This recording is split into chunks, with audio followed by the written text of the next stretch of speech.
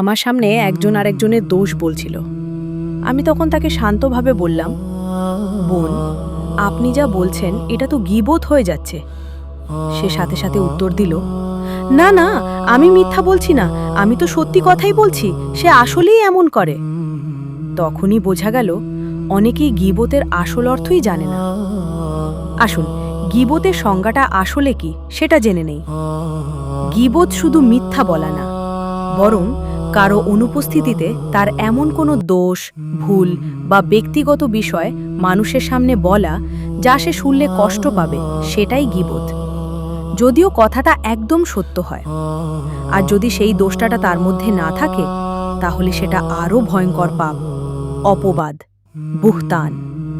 অর্থাৎ একজন মানুষকে এমন দোষে জড়ানো যা সে আসলেই করেনি। এটা শুধু অন্যায় না, এটা জুলুমও। আল্লাহ তাআলা এই ব্যাপারে খুব কঠিনভাবে সতর্ক করেছেন।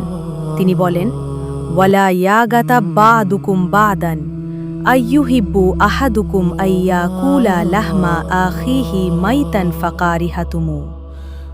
সূরা হুজুরাত 12। অর্থ, তোমাদের কেউ যেন অন্যের গীবত না করে। তোমাদের কেউ কি তার মৃত ভাইয়ের গোশত খেতে পছন্দ করবে?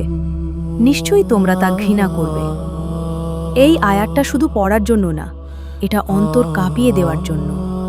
কারণ গীবত করা মানে নিজের ভাইয়ের সম্মানকে এমনভাবে টুকরো করা যেমন মৃত মানুষের গোশত খাওয়া, যা চিন্তা করলেই হৃদয় কেঁপে ওঠে।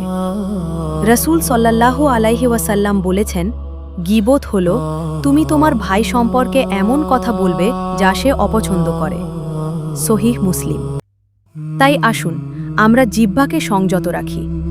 মানুষের দোষ খোঁজা নয়, নিজের দোষ শোধরানোর চিন্তা করি।